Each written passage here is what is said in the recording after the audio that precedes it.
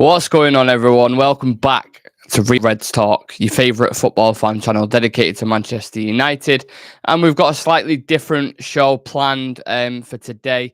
Erik Ten Hag versus Ralf Rangnick, head-to-head, comparing the first 6 months in charge of Manchester United. Now, I know there's certain variables to this that people have mentioned, like Ralf coming with no pre-season, no transfer window, and essentially a ship that was already sinking. But that's not to say that Erik Ten Hag hasn't had his own things to deal with, e.g.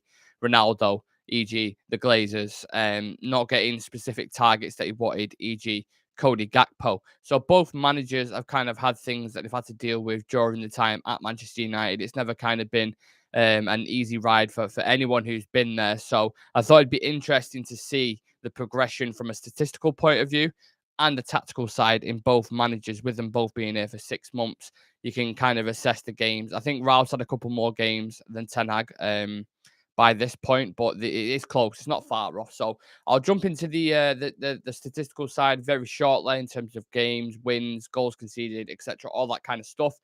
But before I do that, please smash a like on the video and subscribe to our YouTube channel. We're currently on 1,041, so if we can hit 1,050 whilst we're live right now, that would be absolutely insane. And we appreciate the continued support over on here.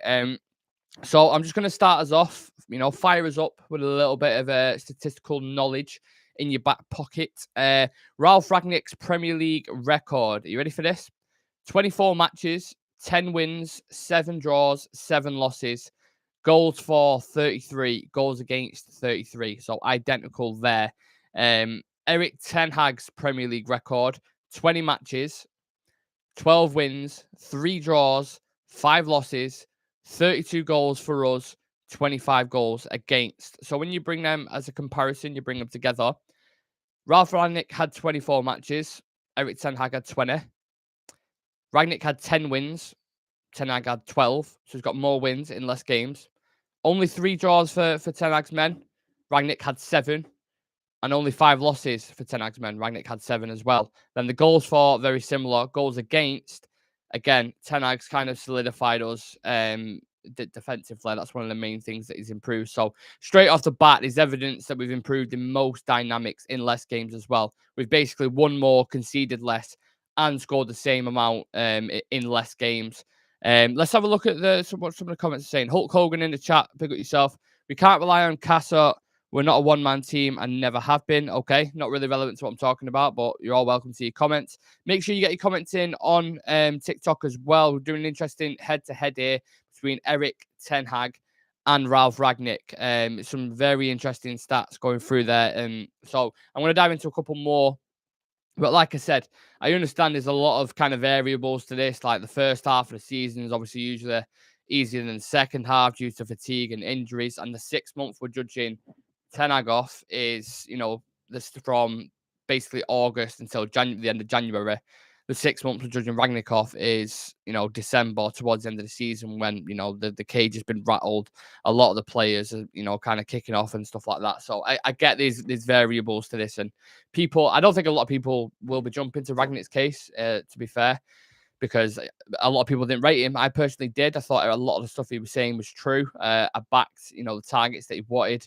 But ultimately, if you jump in mid-season after that Ole Gunnar Solskjaer reign with the players that we had at the time, it was 9 times out of 10, it was always going to be disaster. And look, Erik Ten Hag's managed to bring in Casemiro, Lisandro, kept Varane fit, which naturally would improve anyone's team, especially defensively. Like, they are 3 big players to have as, your regulars in your back line.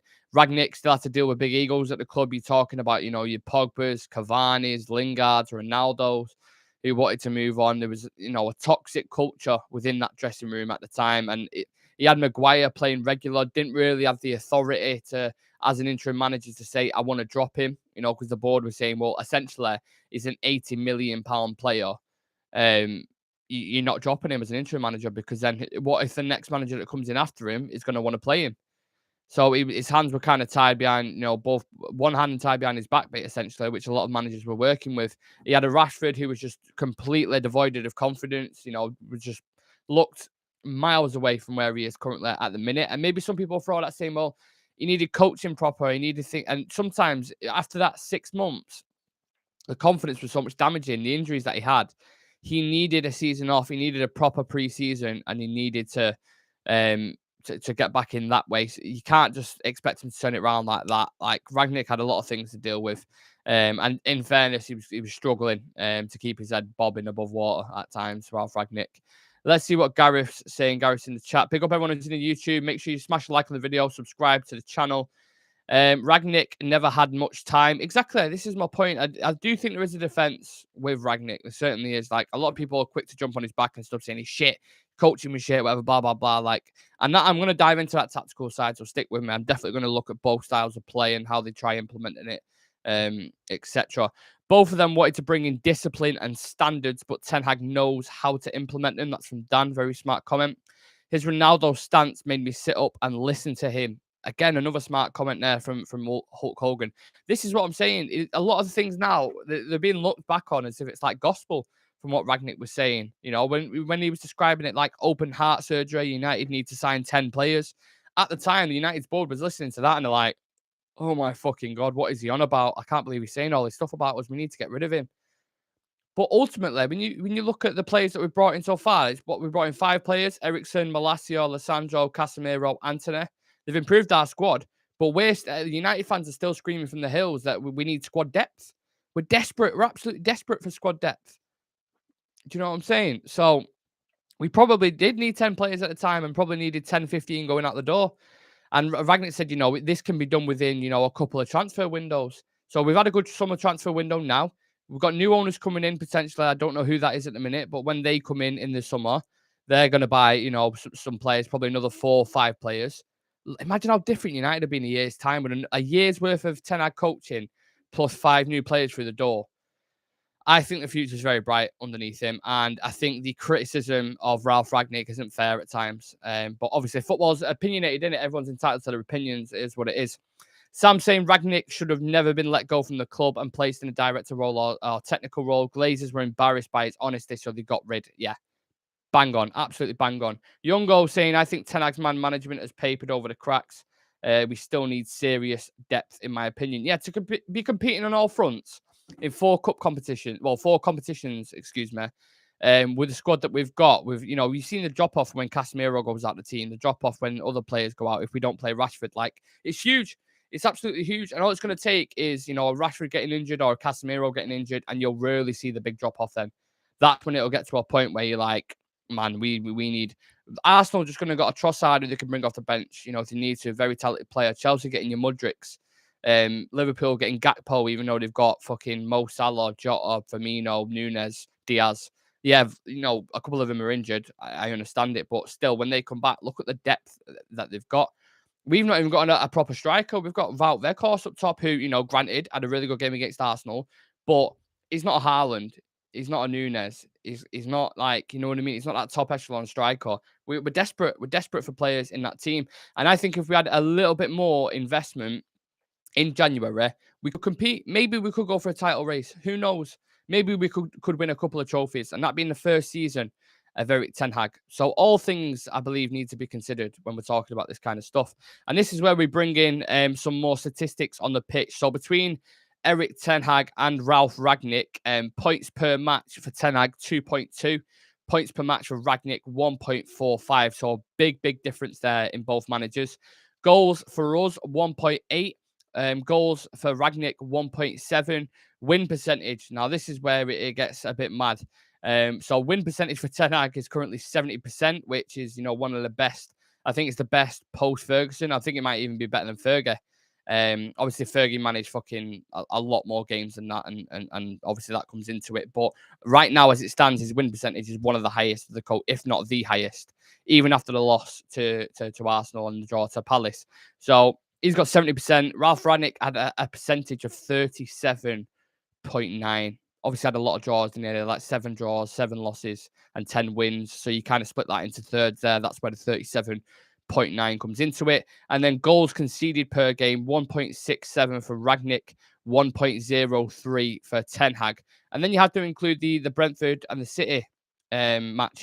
Big factors, and that's 10 goals against us for Ten Hag in that. Brentford game, all over the place. We know what happened in there. We don't need to cover all ground. And then the City game, we conceded 6 there as well. So that's, 2 out there games, which, you can add to it. I think Ragnick's a more sustainable over a long time. You know what I'm saying? Big up Brandon Robinson in the chat. Hope you're doing well, mate. Let me get into a few more of your comments. Everyone's welcome. TikTok, YouTube, throw some comments on there, and I'll read a couple of them out. When we was winning titles, we had 2 first squad depth. Exactly. We had 4 strikers. Remember back in the 90s, you're talking Sheringham, Cole, York, and Solskjaer. We've got Weghorst and an injured Martial at the minute. That's not United. Anyone who's chatting to me about we've got players at depth and they're talking shit. No one was looking for title at the start of the season, so well done, Erik ten Hag and lads. Exactly, it's progress. We're building on it. Abdul Ram Maria says, in 6 months, Erik ten Hag has built Manchester United, so we need to give him enough time. Absolutely. The evidence is there. Look, I've got a couple more things I want to dive into, but the win percentage is the most standout stat there for me. 70% is an outstanding stat for any manager. Like I said, higher than any Manchester United manager at the time. So to do that within such a small time frame is huge, and Erik ten Hag deserves massive, massive credit for that. Shreya saying, if only I could access TikTok. I know there is a ban in India for TikTok for some bizarre reason. Maybe it's for the best. I think it absolutely pollutes people's minds, but I am live on there in a minute, so what can I say? He's saying ten Hag deserves more credit for what he's accomplished with this within 6 months. And you know when ten Hag's doing well, because you hear rival fans talking about him. When rival fans start saying things about him, saying, oh, he looks like a good manager, United look like they could be back here, ex-players talking about him, ex-players of other clubs talking about him, which I'm definitely going to get to towards the end, so make sure you stick with me. Someone's come out from a rival club and absolutely praised Erik ten Hag, and I want to get into them quotes, but I want to finish off the head-to-head, and then we'll talk some transfer news, and we'll talk about them quotes from a certain player. So let's take it away from stats for a minute. The style of football from both coaches, very evident. You can see the difference. I think you all remember when Ollie got sacked and Rangnick got announced as the interim. A lot of people, kind of losing the shit, watching football videos of him on YouTube, talk about the tactics and stuff like that. And it was just like he had a clear tactical insight, Ralf Rangnick.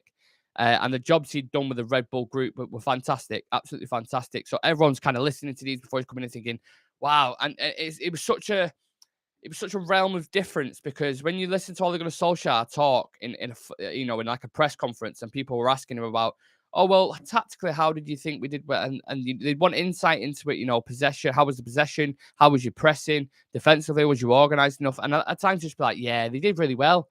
Really fit lads, really happy. And you just very blasé answers, happy go lucky. And you didn't want that. You wanted what fundamentally went wrong in that game, Ole.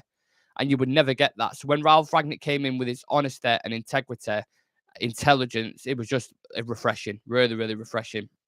And obviously, when he first came in, Rangnick, he tried carrying these philosophies from the German game into the Premier League with that gegenpress in the 4-2-2 system, which worked successfully for half a match against Crystal Palace.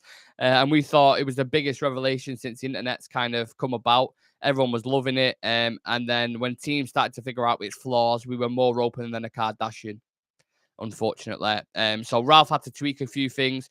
Couldn't really play the way that he wanted to, which is when he reverted back to the 4-2-3-1 shape to get the best out of Bruno Fernandes. I think Jadon Sancho and Anthony Elanga really benefited from that system at the time.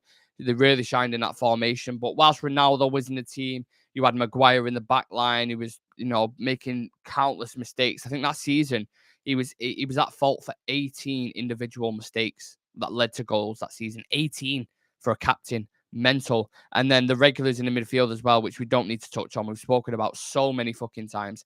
McFred was in the midfield, was the base in that midfield, who had the odd good game for him, but you ain't winning Premier League titles with McFred in midfield, are you? Let's be honest. So there would be constant blips within his system. You could never really get your stance in there. Like I said, no preseason. Couldn't buy any players in January. He was just bobbing his head above water and barely doing that. He was absolutely struggling. Tadmore McGlashan says, good game, Man U. Big up Tadmore. Hope you're doing okay, mate.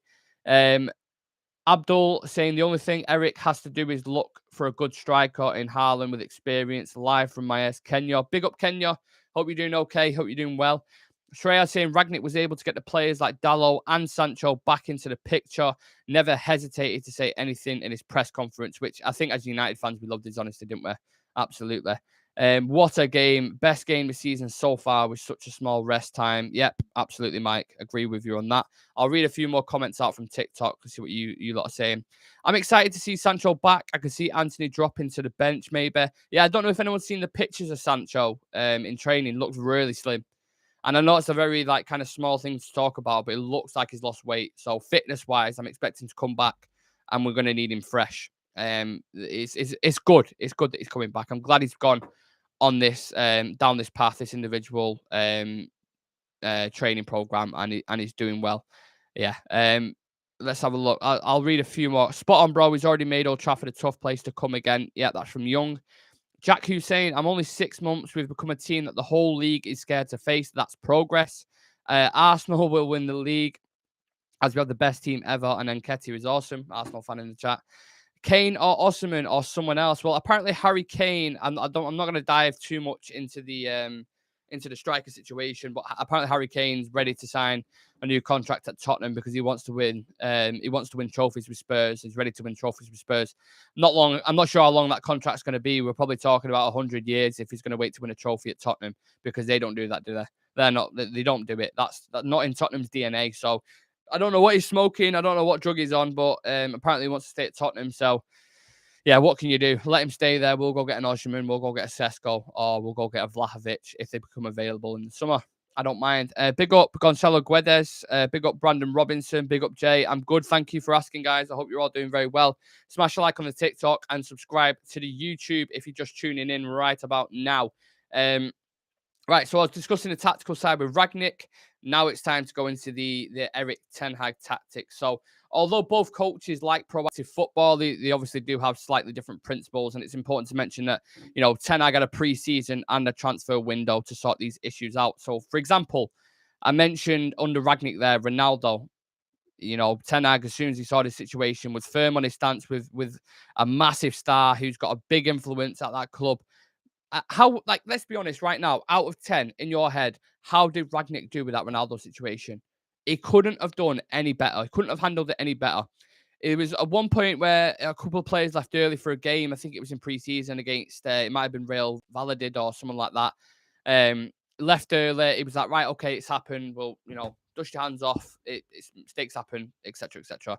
And then he did it again. And it was like, right, you've done it again. You're getting punished. You're going to miss the Chelsea game. Then you'll come back into the squad. And then he just handed it in a mature basis. And people look, I love Roy Keane, but when he was coming out saying he's disrespecting Ronaldo and blah, blah, blah, I was like, you're talking shit. You're talking absolutely shit. It's not. He's handling this situation perfectly because he knows, look, if you want to be a bit part player, come on, you've still got that experience. You love the club. You've still got that finishing ability, but you haven't got the mobility. You haven't got what I want to shine in this team right now. So you either leave or you accept a bit part role. And then the rest was history. We know what happened with Ronaldo. So he handled that situation immensely. I can't give him enough credit in that. Mick Fred never start a game anymore now. Like, when was the last time McTominay and Fred have started a game together? Rarely happens now because Casemiro's absolutely transformed that midfield alongside Christian Eriksen. The £80 million man, the captain, Harry Maguire, has been dropped, and now Bruno is captain. But he did it in a fashion where it wasn't like you dropped, the newspapers jumped all over it, and it was like, he's dropped his main man, Harry Maguire, £80 million, what a waste, blah, blah, blah. The way he's done it was, yeah, you'll be captain, but when you play. And he was like, oh, right, okay. And then Maguire sat there scratching his head thinking, okay, when I play, that's not too bad because obviously I'm going to play all the time. And then the team lineup after team lineup comes out week after week. It's like, yeah, you're not starting, but Bruno's starting. He's the captain. So he's done it in a very mature, very intelligent way. He's a methodical man, Ten Hag. He knows exactly what he's doing. And then it comes back to Bruno again. Bruno being free again. When Ronaldo was in the team, you saw it statistically. Bruno performed a lot worse when Ronaldo was in the team. Now he's unlocked a bit. He's still a little bit hot and cold at time in games, but you can see he's so important to the way Manchester United play off the ball as well. His pressing, his work rate, his creativity at times, insane. So he's got the best back out of Bruno again. Jadon Sancho won't be long until he's back. I've already touched on Ten Hag sending him on an individual program. I believe he'll come back, in the form he was in Germany. That's still yet to be seen, but I trust Ten Hag with that. And then Marcus Rashford as well. Look at how bad Marcus Rashford was last season. He was one of our worst players alongside Harry Maguire. And look how he's playing right now. It's fucking insane, unreal. So Ten Hag deserves massive credit for all them things that I've mentioned. And he's done all this because of the mindset he's set on how he wants to play.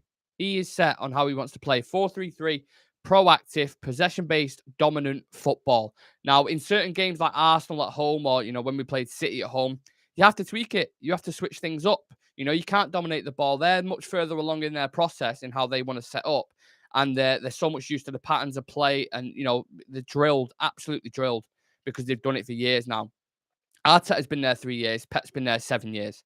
Ten Hag's been there 6 months. So there's going to be set times when you come up against these kind of teams and you're going to need to offer something different. There was tactical tweaks. Sometimes we'd have to go long. Sometimes we play on the counter to exploit that high line. And, this isn't how Ten Hag wants to perform on a long-term basis, but installing principles takes a while to do. And eventually, he wants to get to the point where Pep and Arteta are with their teams. And I believe that can happen. Constant chance creation, high possession, strong in the press when we don't have it to win it back as quickly as possible, high line defensively, sweeping keeper on the edge of the 18-yard box, and so on.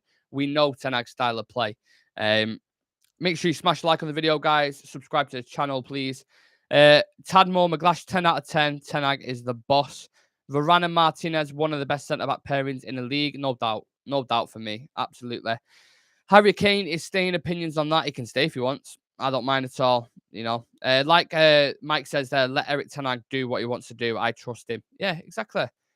I think he's got so much trust off the fan base, to be honest. He's come in.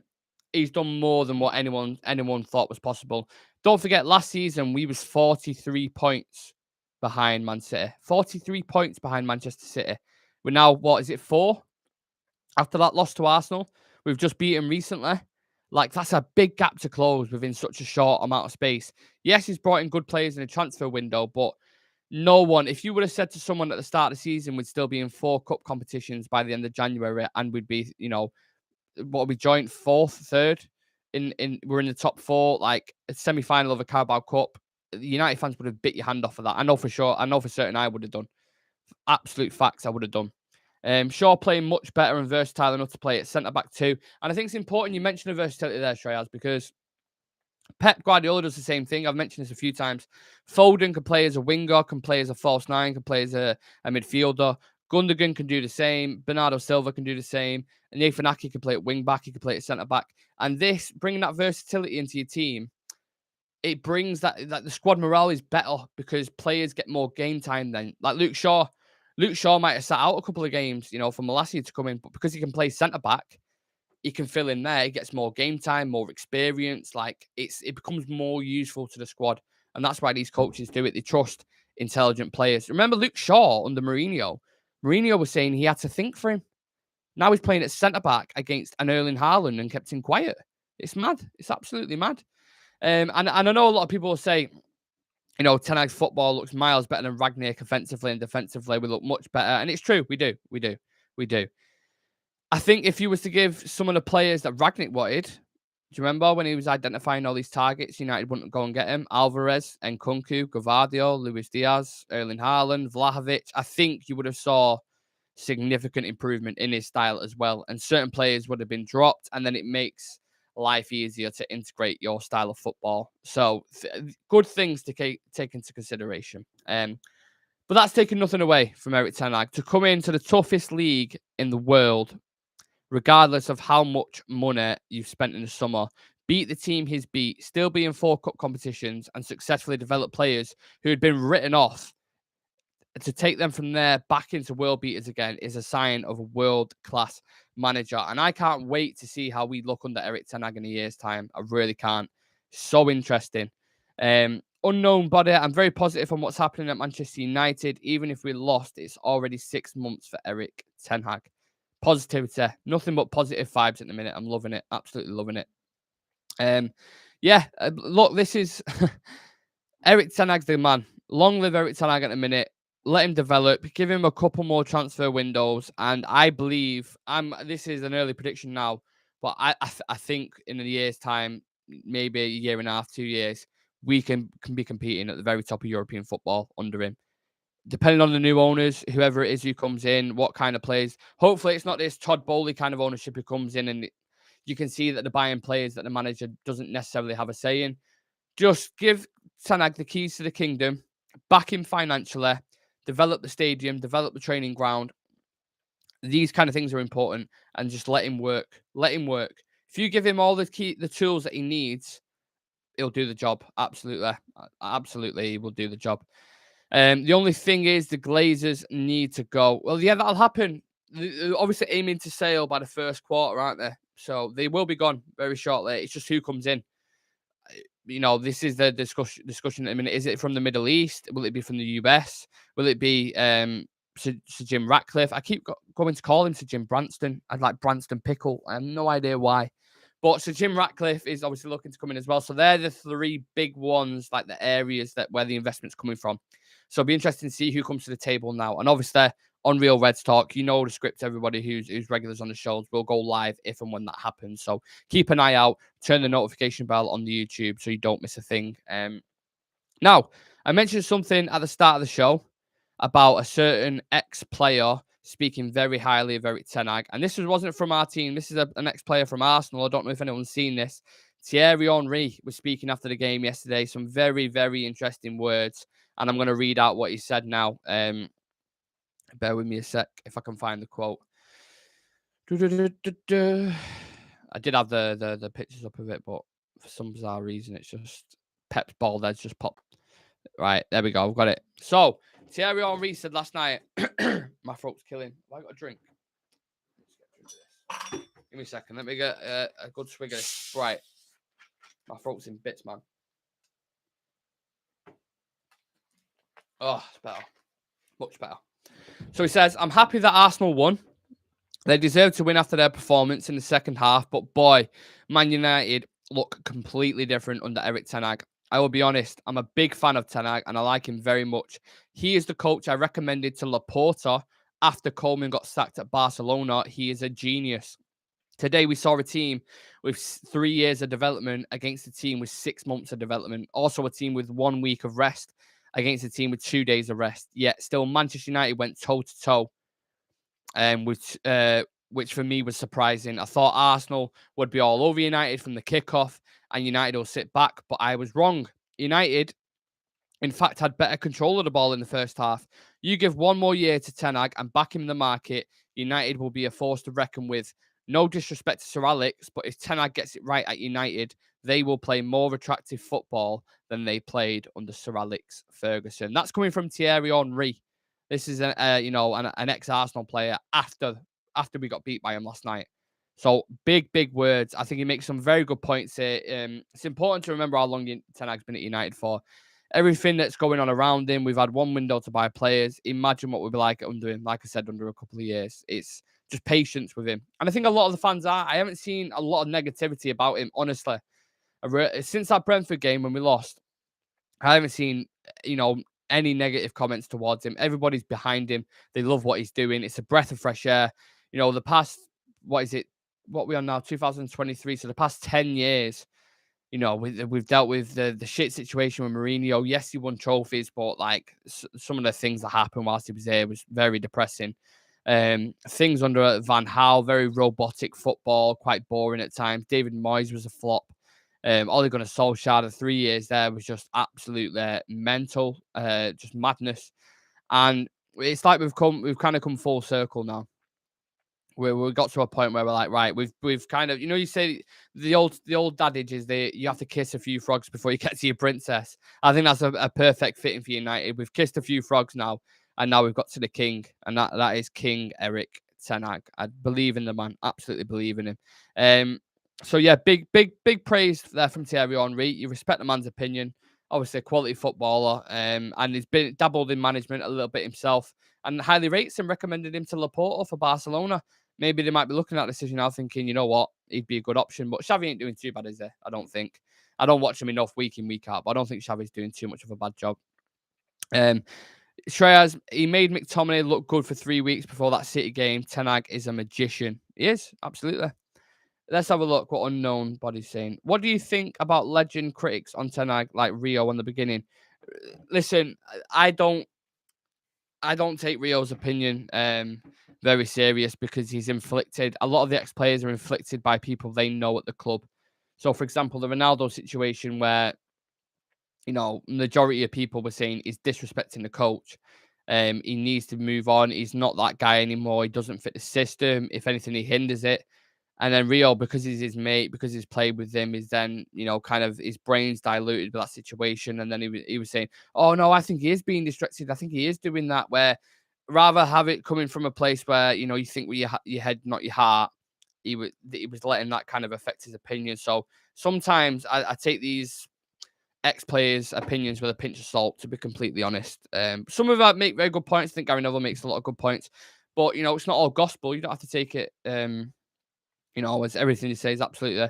There's some fucking footballers out there with terrible opinions. You see Kieran Dyer after the Newcastle game when they drew 0-0 with Palace at Selhurst Park. He was like, for Newcastle to go get Sven Botman, who nobody ever heard of before, it's fantastic. And you sat there thinking, no one heard of it. Botman, are you sure about that, mate? Like, yeah. So don't in all, the moral of the story is don't believe every word that comes out of a footballer's mouth, because it isn't necessarily true. They have their own agendas within the fucking teams, etc. Look at what Graham Souness said about Casemiro. Look what Jamie Carragher said about Sandro Martinez. Look what Jermaine Pennant said about he thought United would get smashed at Old Trafford. You know what I mean? They don't all talk fucking sense. They chat shit. Anyway, there was another little news article I wanted to touch on before I headed off. Fabrizio Romano was on the United stand for today, and for anyone who missed it, he said, let me pull it up. He didn't say let me pull it up.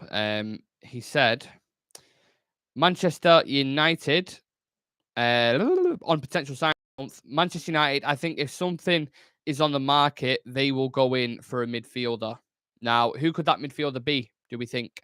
Gravenbach, short for game time at Bayern Munich. It wants more minutes.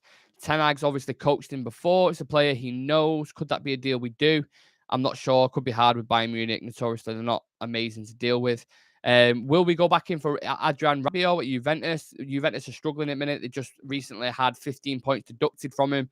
They're in a bit of a financial state. All the board of directors have left, so they're going to need to sell up. Well, not sell up, but sell players potentially. Could you go back in and get Rabiot just as cover for the next 6 months? I won't be against that. I know there was a lot of kind of outrage about Rabiot at the time and the demanding wages. I do agree with that. He doesn't deserve. His mum's doing all the work for him, and she's saying he wants 250k, and they're like, we're not giving you that, Mrs. Rabiot. And she's like, well, he wants more money, and you're like, right, fuck this deal. I'm going back to Manchester, mate. Fuck this shit. So if we can sort that nonsense out, I wouldn't mind having him as cover for Casemiro or cover just for Eriksen, because Rabiot's a good player, man. I watched him in the World Cup. He looks decent. He looks really good. So that I wouldn't mind.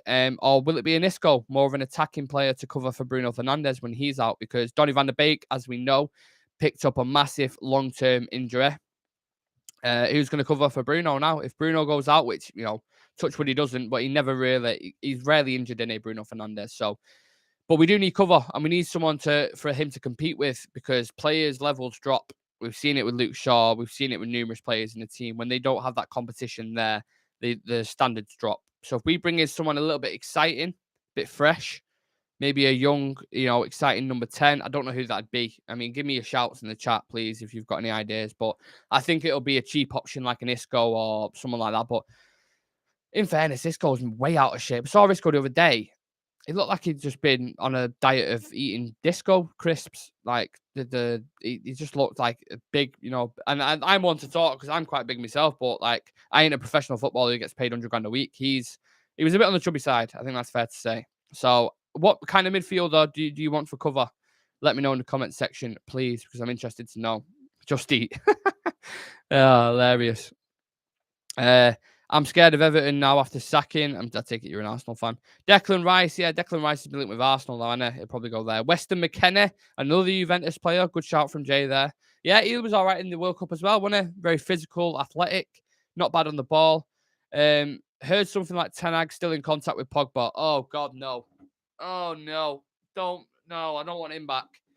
Don't bring that roller coaster back. Has he even played a game for Juventus yet? Fuck that. I don't want Paul Pogba anywhere. Paul Pogba in his green hair anywhere near this fucking setup. No. Have you seen the Office? obviously the series, The American Office, and there's that meme where he's like, "No, God, no, no." Yeah, that's how I feel about Paul Pogba coming back to Manchester United. No, no, no, no, no, no. Keep him away. Don't want him. And that's including the other snake that's there as well, Di Maria. Fuck that shit. Like Jay said there, Pogba hasn't got the right attitude to fit in Ten Hag's system. Exactly. Absolutely not. Fuck that shit. Don't want him anywhere near it. So Paul Pogba is a straight no from me. Like Duncan Valentine would say in Dragon's Den, I'm out. I am out. I'm out. Don't want that guy there. But if we can go get someone like a McKenna, maybe someone like a Rabiot for 6 months, I'll be happy with that. Yeah. Let's see how these situations develop. I'm sure we're going to be hearing more in the next. How long we got until the window ends now? Is it 23rd of Jan? So we literally got a week, 8 days, something like that, until the window ends. United are going to leave it until last minute. It's going to be another Igalo.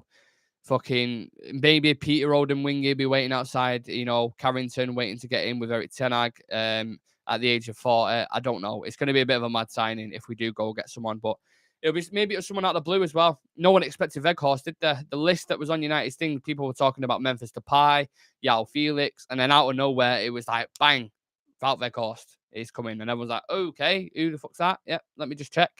6'6", dangly dong, played for Burnley. You know what I mean? It was random, wasn't it? It was just mega random. So I don't know. We'll see what happens. Hopefully we do, because we need cover in that position. And hopefully it's someone quality enough to come in and make an impact. Danish Iqbal Zagu says, Ten Hag has been brilliant, but we need to consider Ralf. Knew he only has half season to manage, so he never tried. I agree. A lot of people made very intelligent comments about Ralf Rangnick, and I'm happy about that, because I thought as a community coming on, people might come back with it saying he was shit at coaching and blah, blah, blah. Whatever it is you think about him, a lot of the stuff that he was saying about Manchester United now has started to come to, fruition, essentially. Everyone's looking back at the quotes at the time like, yeah, he was right, wasn't he? Actually, yeah, that thing he said about open heart surgery was right, wasn't it? He knew what was going on. He knew what needed sorting out. Maybe he weren't the best man for the job, but I think if you would have kept Rangnick at the club and Ten Hag in charge, I think that they're causing, world domination there, to be honest, because you've got a smart, intelligent man who knows how to build clubs up top, rather than these fucking jokers like John Merton, Richard Arnold, who fly out to Barcelona 4 times to try sign Frankie de Jong and come back with a pair of skiddy kecks in the suitcase, or they fly to Turin to go sign Rabiot, and they come back with his mum basically with a slap on the face without signing anyone. So who are these guys to go get these deals over the line? The shit. They don't know how to do the job. They're shocking. They've been like this for the past 10 years. John Merton and Richard Arnold aren't two new people on the board. They've been here for years. They don't know the job. They don't know what they're doing. And I heard, I'm going off a bit of a tangent here, but I heard on a podcast last week, Andy Mitten and Laurie Whitwell and these guys who are very good journalists. I love the podcast. Don't get me wrong. But I heard him talking like there's very good guys there who are doing good jobs there, etc. I'm like, are you joking? Do you know, have you seen how Manchester United's been run for the past 10, 15 years? It's been run by clowns. What are they talking shit for? They don't know what they're going on about. So yeah, I think that's something that needs to be looked at when the new owners come in, for sure. The way the board's being run, and bring in a mind, bring in a brain like Ralf Rangnick. Why did we let him go?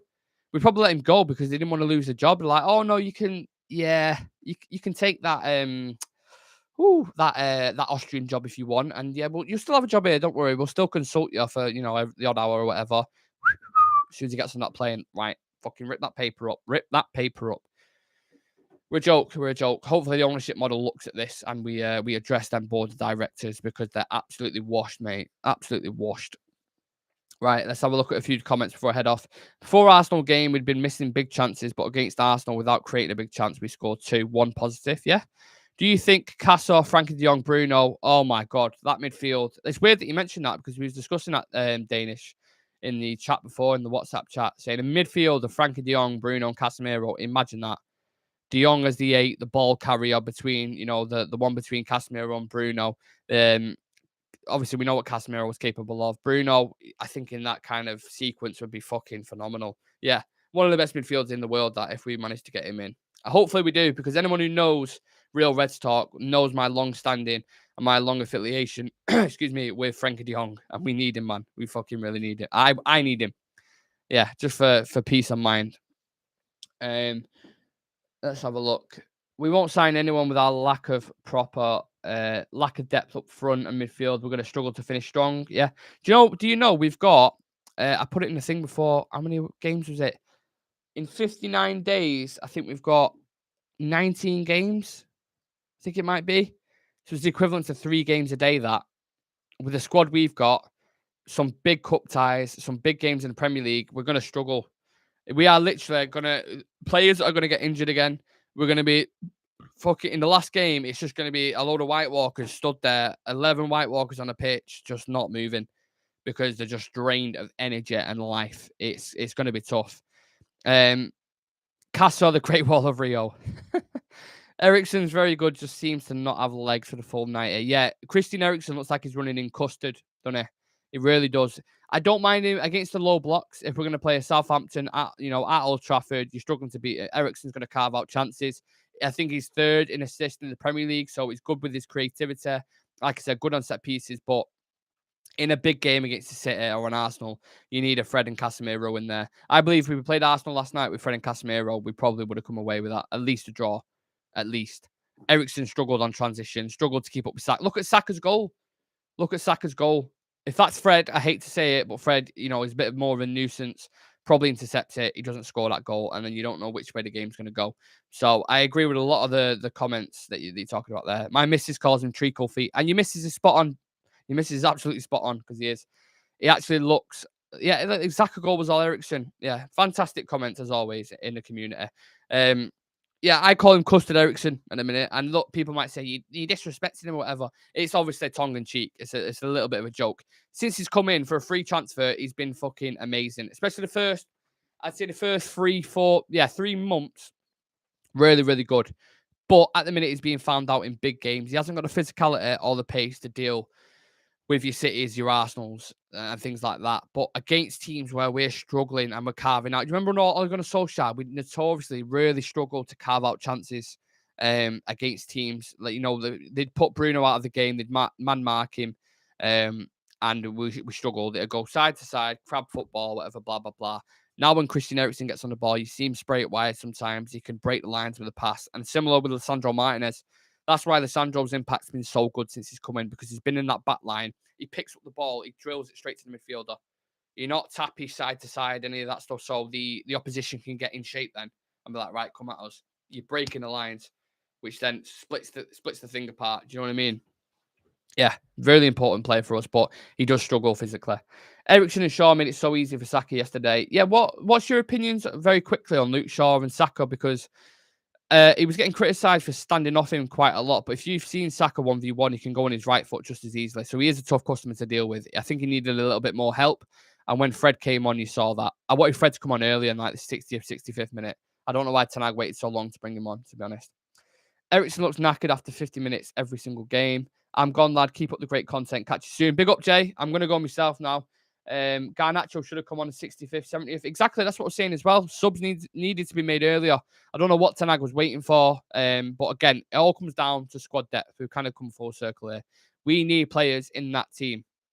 We do. We need players to look at. When City are struggling in the game, it's very tight. They can bring on a Riyad Mahrez. They can bring on a Grealish. They can bring on a Phillips. They can, whatever position it is they need to, solidify with. Like that Rico Lewis is playing quite a lot for him at the minute. But then they can bring on a Cancelo, Walcott, Ake, Akanji. Anyone can do a job in that role. And we need similar depth to compete at the very top, especially when you're in 4 competitions. So there we are. There we have it. So yeah, in regards to the original show, people, let me know your opinion on both managers. I would absolutely love to hear it. Also, let me know if you want more videos like this, head-to-head comparisons. We used to do head-to-head videos quite a while ago. But we've got much more content to use now and more statistics and fresh comparisons, basically. New manager, new players coming in, old things to look at. So I think the difference, your typical news show, and let me know if this is something you like. Make sure, like I said, you subscribe to our channel. Smash a like on the video. People on TikTok, if you're not familiar with Real Reds Talk, we do a show every single night, 7 o'clock, unless it's a watch along or, a different kind of planned show. Basically, it's content every single day. Check us out on Instagram, TikTok, if you're not following us on there, if you're on YouTube, and Twitter for regular updates, clips from the show. We will see you tomorrow for the Nottingham Forest preview, by the way, semi-final. Big game. First leg away, second leg at Old Trafford. So there'll be a preview for that tomorrow. Live watch along on Wednesday. Yeah, it's a busy week. Busy week. Content every single day. Check us out. Thank you for watching, everybody. Really appreciate the continued support. And yeah, I'll see you guys in the next one.